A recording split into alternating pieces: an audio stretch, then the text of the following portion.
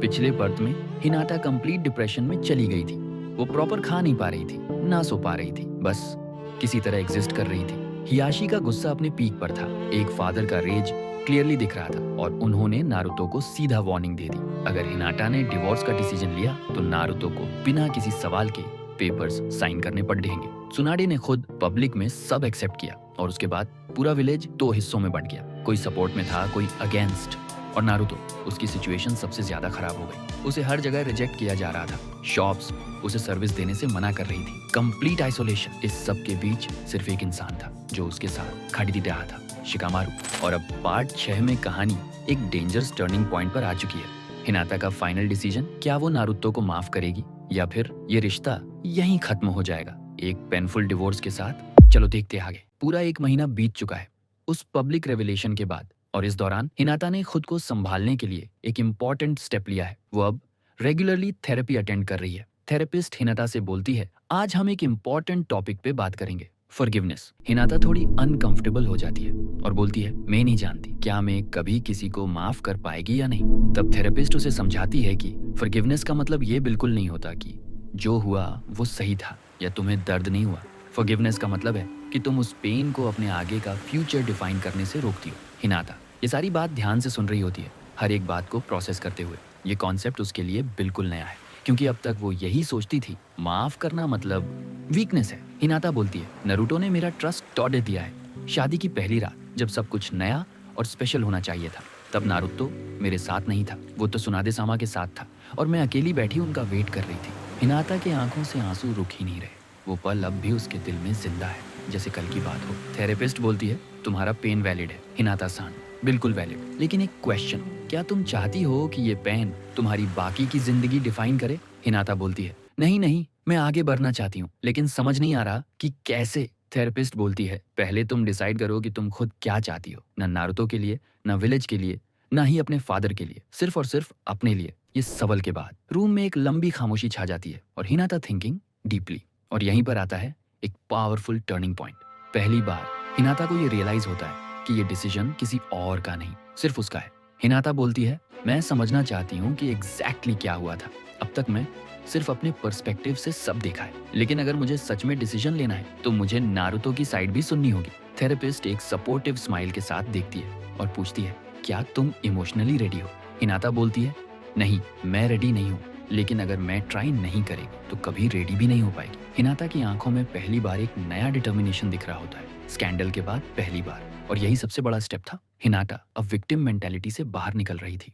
वो धीरे धीरे अपनी लाइफ का कंट्रोल वापस ले रही थी, अपनी चॉइस, अपनी आवाज। दूसरी तरफ नारुतो की लाइफ अब एक फिक्स्ड रूटीन बन चुकी है, एक ऐसी रूटीन जो गिल्ट और पेन से भरी हुई है। रोज सुबह 5 बजे नारुतो उठता है, हिनाटा की फोटो को गुड मॉर्निंग बोलता है और कहता है, आज भी ट्राई करूंगा सिर्फ तुम्हारे लिए। 6 बजे वो ट्रेनिंग ग्राउंड पहुंच जाता है। वहां वो खुद को लिमिट से भी आगे पुश करता है, इंटेंस वर्कआउट, बिना रुके, जैसे वो अपने आप को पनिश कर रहा हो, क्योंकि उसे लगता है कि फिजिकल पेन शायद उस इमोशनल पेन को थोड़ा कम कर दे। 8 बजे घर लौटकर वो फ्रेश ब्रेकफास्ट बनाता है और फिर 9 बजे वो उस खाने को एक बॉक्स में पैक करता है। रोज की तरह नारुतो ह्यूगा कॉम्पाउंड के गेट तक आता है। हाथ में लंच बॉक्स होता है, लेकिन उसके लिए ये सिर्फ खाना नहीं, एक छोटी सी उम्मीद होती है। नारुतो गार्ड को बोलता है, ये हिनाटा के लिए है, प्लीज।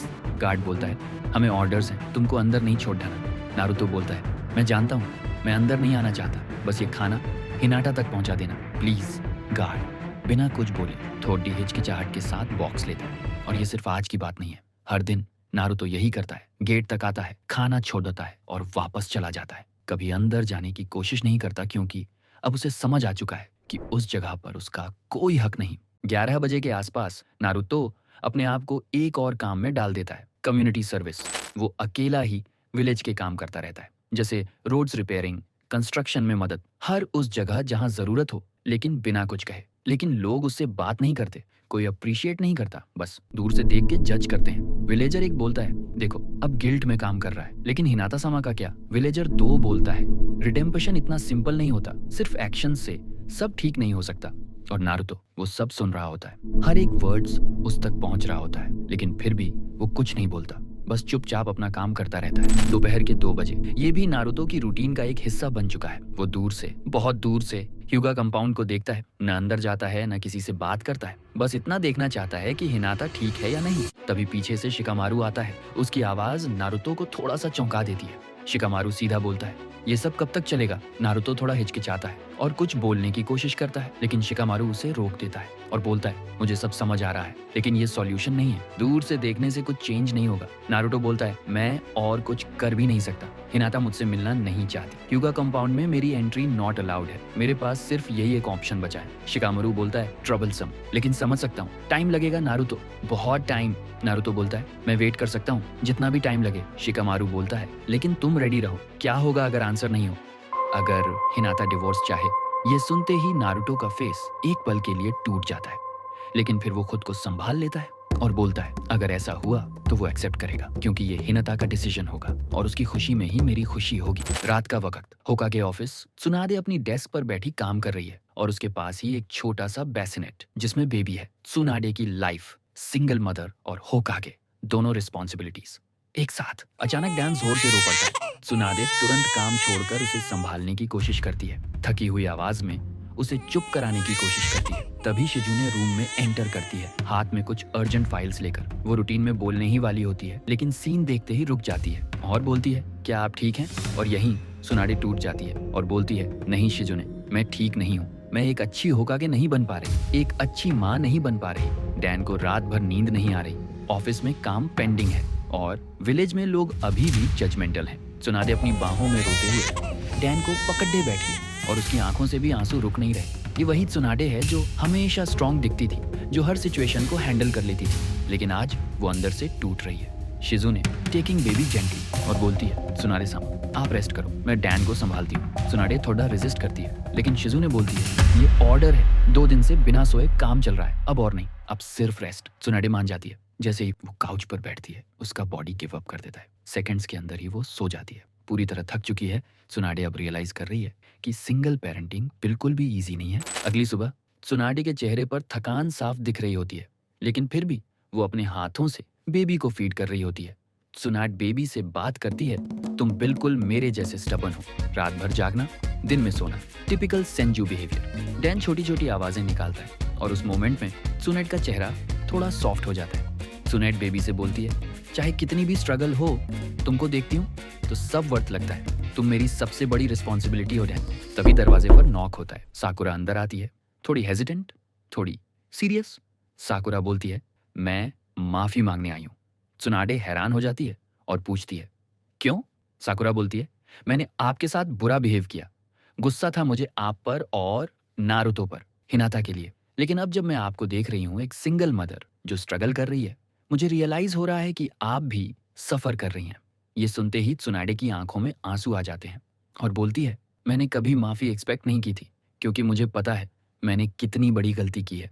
साकुरा बोलती है, हाँ गलती हुई है, लेकिन बेबी वो इनोसेंट है, और अगर आप चाहती हैं तो मैं हेल्प कर सकती हूँ, मेडिकल चेकअप्स में, चाइल्ड केयर एडवाइस में। त्सुनादे के आंसू अब ग्रेटिट्यूड में बदल जाते हैं और धीरे धीरे विलेज के कुछ लोग त्सुनादे की स्ट्रगल देखकर सॉफ्टन होने लगते हैं, क्योंकि सिंगल मदर होना वो कोई मजाक नहीं है। 2 महीने बाद आखिरकार वो दिन आ ही गया। हिनाटा ने डिसीजन लिया, वो नारुतो से मिलेगी फेस टू फेस, लेकिन अपनी कंडीशंस के साथ।